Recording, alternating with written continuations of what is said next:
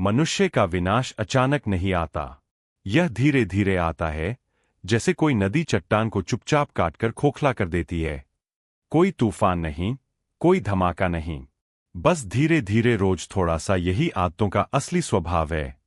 वे छोटे छोटे कदमों में आती है, लेकिन मंजिल या तो प्रकाश बनती है या विनाश, और मनुष्य अक्सर यह पहचाने बिना ही चलता रहता है कि उसकी दिशा कौन सी है।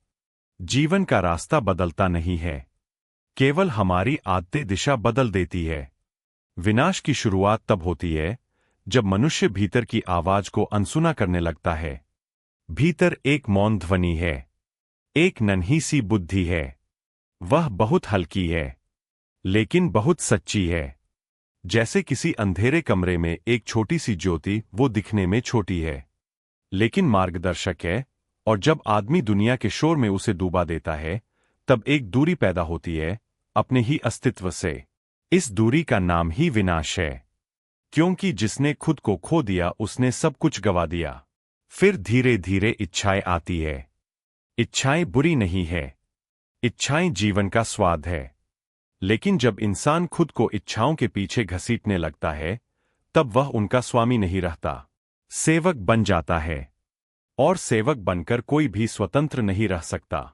इच्छाएं आग है, स्वामी बने रहो तो वे घर को गर्म रखती है, सेवक बन जाओ तो वही आग घर जला देती है। और ऐसा कई बार होता है। लोग सोचते हैं कि वे अपनी इच्छाओं को पूरा कर रहे हैं, लेकिन सच्चाई यह है कि इच्छाएं उन्हें चला रही होती है। यह एक मीठा विषय है।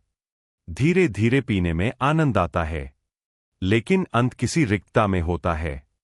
फिर मनुष्य भविष्य के सपनों में खो जाता है। भविष्य मीठा है, सुंदर है, लेकिन अस्तित्व में नहीं है। वर्तमान कठोर लगता है, क्योंकि वह वास्तविक है, और वास्तविकता का सामना करना आसान नहीं। इसलिए लोग भविष्य के सपनों को पकड़ लेते हैं। वे कल पर टिका लेते हैं सब कुछ, और कल कभी आता नहीं है। जो है उसकी कीमत नहीं समझते, जो नहीं है उसके पीछे दौड़ते हैं, और इस दौर में जीवन हाथ से फिसलता जाता है। वर्तमान हीरे की तरह अनमोल है, लेकिन मनुष्य उसे कांच समझकर फेंक देता है, और वह अनमोल खो जाता है। यही विनाश का अगला रूप है। वर्तमान का खोजा जानता हूं, और यह सबसे बड़ा भ्रम है। जो सीखना बंद करता है, वह बढ़ना बंद करता है। जीवन हर पल बदल रहा है, नया है, जीवंत है, और अहंकार जड़ है, मृत है। जब जीवंतता और जड़ता टकराती है, तो टूटता हमेशा जड़ ही है। इसीलिए अहंकारी व्यक्ति बाहर से शक्तिशाली लगता है, लेकिन भीतर बहुत नाजुक होता है। उसका पतन निश्चित होता है, क्योंकि वह सत्य से टकराता है, और सत्य कभी हारता नहीं। फिर टालने की आदत आती है। कल यह सबसे धोखेबाज शब्द है। कल की आड़ में आदमी जीवन को स्थगित कर देता है। जो करना चाहता है, जो बनना चाहता है, उसको टालता रहता है। लेकिन समय किसी के लिए नहीं रुकता। समय अपनी धारा में बहता रहता है, और एक दिन आदमी पीछे मुड़कर देखता है कि जीवन बीत गया और कुछ भी सार्थक नहीं किया। टालना बर्फ की तरह दिखता है, ठंडा, शांत, लेकिन इसके भीतर विनाश की आग छुपी है, क्योंकि जो आज नहीं किया जा सका वह कभी नहीं होगा। जीवन तत्क्षण का खेल है, अभी का। जो इसे खो दे उसका सब खो गया। फिर आता है क्रोध। क्रोध आग है, लेकिन यह आग बाहर किसी को जलाने से पहले भीतर ही जलाती है। क्रोधित व्यक्ति स्वयं को सबसे पहले घायल करता है। बाहर वह किसी को चोट पहुंचाए या नहीं, भीतर वह अपने ही शांत मंदिर को राख कर देता है। क्रोध बुद्धि को, प्रेम को, दया को, सबको धूमिल कर देता है। और जब भीतर अंधेरा भर जाता है, तो आदमी गलत दिशा में चलना शुरू कर देता है। क्रोध पतन की ओर खींचता है, और शांत मन उत्थान की ओर। और फिर आती है सबसे सूक्ष्म आदत, असचेतना।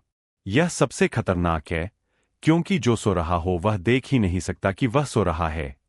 नींद में जीवन जीना, पुराने पैटर्न में जीना, दूसरों के विचारों से चलना, भीड़ का अनुसरण करना, यह सब असचेतना है। असचेत व्यक्ति तब तक वही करता है जो दुनिया उससे करवाती है। वह कभी अपनी रोशनी को नहीं पहचानता, कभी अपनी दिशा नहीं बनाता। जैसे कोई गहरी नींद में चल रहा हो और नींद में चलते चलते गड्ढे में गिर जाना स्वाभाविक है। अचेतना वही गड्ढा है और मनुष्य बार बार गिरता रहता है जब तक जागता नहीं। लेकिन जिस तरह अंधकार को हटाने के लिए मशक्कत नहीं करनी पड़ती, सिर्फ एक दीपक जलाना पड़ता है, उसी तरह चेतना का छोटा सा प्रकाश इन सातों अंधेरों को समाप्त कर देता है। प्रकाश को बुलाने के लिए कोई शोर नहीं चाहिए, कोई संघर्ष नहीं, बस एक जागरण, भीतर एक छोटा सा ध्यान, एक छोटा सा मौन, एक छोटा सा विराम, और अचानक सब कुछ साफ हो जाता है।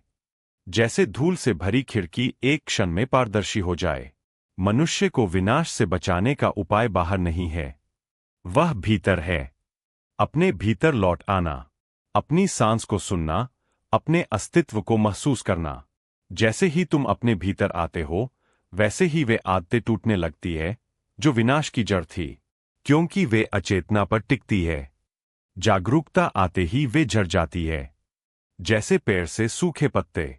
जब तुम जागते हो तो कोई आदत तुम्हें नियंत्रित नहीं कर सकती, कोई क्रोध तुम्हें हिला नहीं सकता, कोई इच्छा तुम्हें दास नहीं बना सकती, कोई भविष्य तुम्हें बहका नहीं सकता, कोई अहंकार तुम्हें बंद नहीं कर सकता, कोई टालना तुम्हें रोके नहीं रख सकता, और कोई अंधेरा तुम्हारे पास टिक नहीं सकता।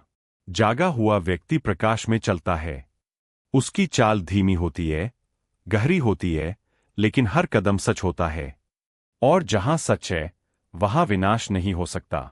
वहां सिर्फ विकास है, विस्तार है, शांति है, आनंद है। यही जीवन का सार है, यही उपाय है, यही मुक्ति है। ओम।